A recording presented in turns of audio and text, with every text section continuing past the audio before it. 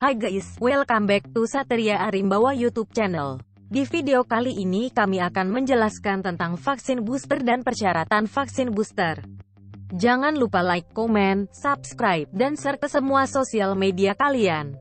Kementerian Kesehatan Indonesia melalui Direktorat Jenderal Pencegahan dan Pengendalian Penyakit menerbitkan surat edaran yang ditujukan kepada Dinas Kesehatan Provinsi, Kabupaten, dan Direktur Rumah Sakit di Indonesia untuk melaksanakan vaksinasi booster. Dirjen Pencegahan dan Pengendalian Penyakit Dr. Maxirein Rondonuwu mengatakan hasil studi menunjukkan telah terjadi penurunan antibodi pada 6 bulan setelah mendapatkan vaksinasi COVID-19 dosis primer lengkap, sehingga dibutuhkan pemberian dosis lanjutan atau booster untuk meningkatkan proteksi individu terutama pada kelompok masyarakat rentan. Komite Penasihat Ahli Imunisasi Nasional (ITAG) menganjurkan pemberian vaksinasi booster untuk memperbaiki efektivitas vaksin yang telah menurun. Vaksinasi booster adalah vaksinasi COVID-19 setelah seseorang mendapat vaksinasi primer dosis lengkap yang ditujukan untuk mempertahankan tingkat kekebalan serta memperpanjang masa perlindungan, katanya Kamis, 13/1 di Jakarta. Vaksinasi booster diselenggarakan oleh pemerintah dengan sasaran masyarakat usia 18 tahun ke atas dengan prioritas kelompok lansia dan penderita imunokompromis. Pelaksanaan vaksinasi booster bagi sasaran lansia dapat dilaksanakan secara serentak di seluruh kabupaten, kota.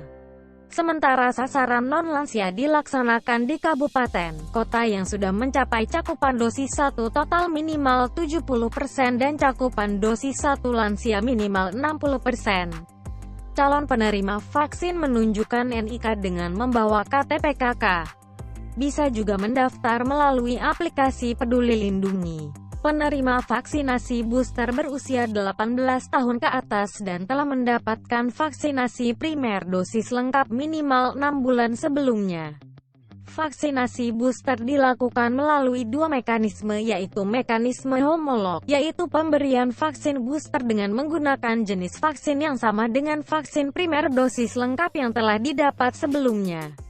Sementara itu, mekanisme heterolog, yaitu pemberian vaksin booster dengan menggunakan jenis vaksin yang berbeda dengan vaksin primer dosis lengkap yang telah didapat sebelumnya.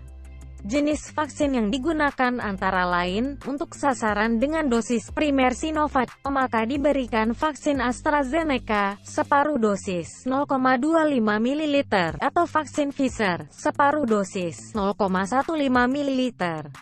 Untuk sasaran dengan dosis primer AstraZeneca maka diberikan vaksin Moderna separuh dosis 0,25 ml, atau vaksin Pfizer, separuh dosis 0,15 ml. Untuk sasaran dengan dosis primer AstraZeneca maka diberikan vaksin Moderna separuh dosis 0,25 ml, atau vaksin Pfizer, separuh dosis 0,15 ml. Penyuntikan dilakukan secara intramuskular di lengan atas.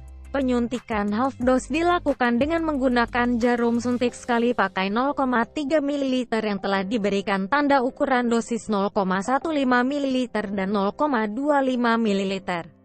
Bagi daerah yang belum menerima jarum suntik sekali pakai ini, maka dapat memanfaatkan yang tersedia. Bagi ibu hamil, penggunaan vaksin mengacu pada Surat Edaran Nomor HK pukul 2/1/2007/2021 tentang vaksinasi COVID-19 bagi ibu hamil dan penyesuaian screening dalam pelaksanaan vaksinasi COVID-19. Pelaksanaan kegiatan vaksinasi booster dilakukan di puskesmas, rumah sakit milik pemerintah dan pemerintah daerah maupun pos pelayanan vaksinasi yang dikoordinasi oleh Dinas Kesehatan Provinsi atau Kabupaten, Kota. Vaksinasi booster dapat dilaksanakan bersamaan dengan vaksinasi primer, dengan vaksinator yang berbeda. Dahulukan penggunaan vaksin yang sudah dekat masa kadaluarsa terlebih dahulu.